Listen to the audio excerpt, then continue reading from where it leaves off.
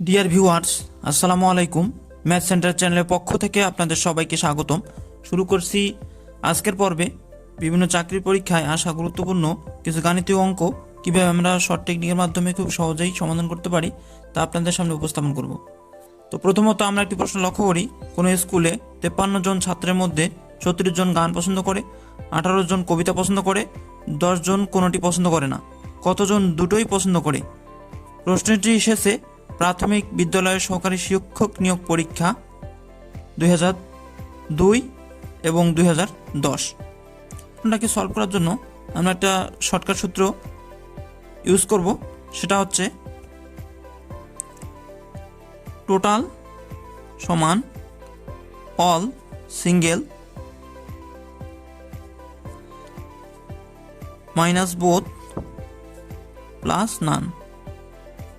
অর্থাৎ total student হচ্ছে 53 এবং সিঙ্গেল অর্থাৎ প্রত্যেককে আলাদা আলাদা করে গান পছন্দ করে 36 জন, 18 জন কবিতা পছন্দ করে। তাহলে টোটালের জায়গায় আমরা কত বসাবো? 53 সমান অল সিঙ্গেল অর্থাৎ আলাদা আলাদা মানগুলো বসাই দেবো। তাহলে গান পছন্দ করে 36 জন, 36 যোগ কবিতা পছন্দ করে 18 জন, তাহলে যোগ হবে। এবং দুটোই পছন্দ করে এমন কতজন আছে সেটা আমাদেরকে বের করতে হবে। তো বোধ আমরা রেখে দিলাম প্লাস নান, এবং 10 জন আছে কোনোটি পছন্দ করে না, তাহলে নান 10। তাহলে আমরা লিখতে পারি 53 সমান 10, 18 এবং 36 যোগ করে আমরা পাই 64 মাইনাস বোধ। তাহলে আমরা যদি বোধটাকে এই অংশটাকে যদি বাম দিকে নিয়ে আসি তাহলে মাইনাস থেকে প্লাস হয়ে যাবে সমান, এবং 64 রাখি ওদিকে এবং 53কে ওদিকে নিয়ে যাই তাহলে বিয়োগ হয়ে যাবে। তাহলে বিয়োগ ফল হবে 11। অর্থাৎ গান এবং কবিতা দুটোই পছন্দ করে এমন ছাত্রের সংখ্যা 11 জন। তাহলে আমাদের অ্যান্সার হবে খ। আচ্ছা, আমরা আরো একটি প্রশ্ন লক্ষ্য করি, সমকোণী ত্রিভুজের সমকোণ সংলগ্ন বাহুদ্বয় যথাক্রমে 3 এবং 4 সেন্টিমিটার হলে অতিভুজের মান কত? তাহলে আমরা একটি সমকোণী ত্রিভুজ অঙ্কন করি।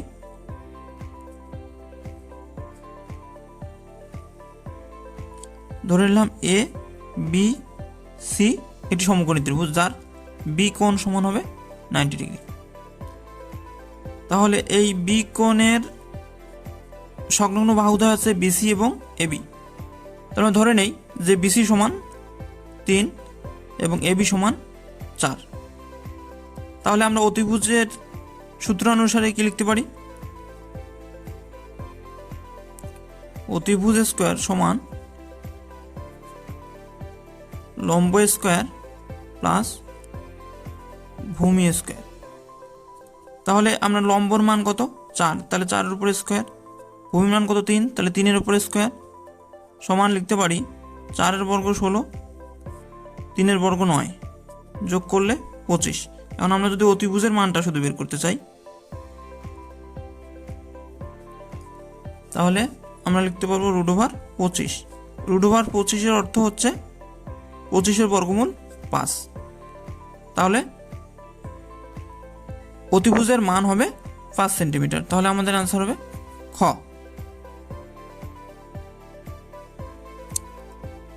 তো ভিডিওটি আপনারা শুরু থেকে শেষ পর্যন্ত দেখবেন। ভিডিওটি ভালো লাগলে অবশ্যই ভিডিওটিতে একটি লাইক করবেন, কমেন্ট করবেন এবং অবশ্যই চ্যানেলটি সাবস্ক্রাইব করবেন। তো আমরা অপর একটি প্রশ্ন লক্ষ্য করি, যে পরিমাণ খাদ্যে 15 জন লোকের 40 দিন চলে ওই পরিমাণ খাদ্যে 20 জন লোকের কতদিন চলবে? অর্থাৎ যে পরিমাণ খাদ্যে 15 জন লোকের 40 দিন যাবে সেখানে যদি 15 জন না হয়ে আরও অতিরিক্ত 5 জন হয়ে যদি 20 জন হয় তাহলে ওই খাদ্য কতদিন চলবে সেটা আমাদেরকে বের করতে হবে। তাহলে আমরা এটা শর্টকাট সূত্রের মাধ্যমে করতে পারি এবং বিস্তারিত নিয়মেও করতে পারি। তো শর্টকাট সূত্রটা আমরা একটু জেনে নিই।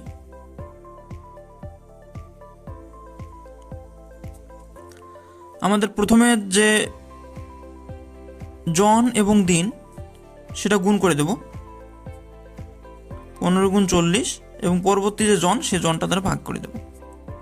তাহলে আমরা যদি 20 দিয়ে ভাগ করি 1, 20 দিয়ে ভাগ করি 2, তাহলে 15 গুণ 2 সমান হবে 30 দিন। তাহলে আমরা শর্টকাটে এভাবে করতে পারি, এবং বিস্তারিতভাবে আমরা লিখতে পারি। যদি এটা লিখিত পরীক্ষা আসে তাহলে আমরা এভাবে লিখব 15 জন লোকের খাদ্য চলে 40 দিন। তাহলে একজন লোকের খাদ্য চলে, একজন লোকের খাদ্য তাহলে অনেক দিন চলবে, 15 গুণ 40 দিন। তাহলে 20 জন লোকের কি হবে, কম চলবে, তাহলে সেটা ভাগ হবে, এবং 20 দিয়ে 2, তাহলে 15 গুণ 2 এ 30 দিন। তাহলে আমরা যদি এমসিকিউর জন্য আসে তাহলে আমরা এই শর্টকাট টেকনিকটি ইউজ করব, এবং যদি লিখিত পরীক্ষার জন্য আসে তাহলে আমরা এভাবে মূল নিয়মে অঙ্কটা করে ফেলব।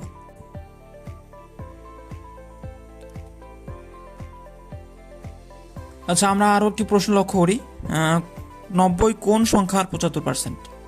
তো আমরা ধরে নেই যে এক্স এর 75% সমান 90।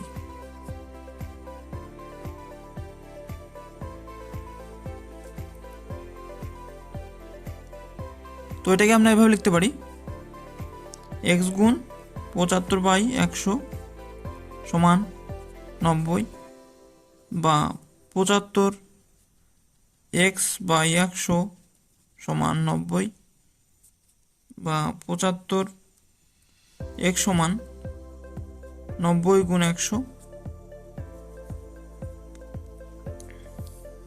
বা x সমান 90 গুণ 100 ভাগ 75। আমি যদি 25 দিয়ে 75কে ভাগ দিই তাহলে 3, 25 দিয়ে 75কে ভাগ দিলে 4, এবং 3 দিয়ে যদি ভাগ দিই 1, এবং 3 দিয়ে যদি 90কে ভাগ দিই তাহলে 30, 30 এবং 4 গুণ করলে হবে 120।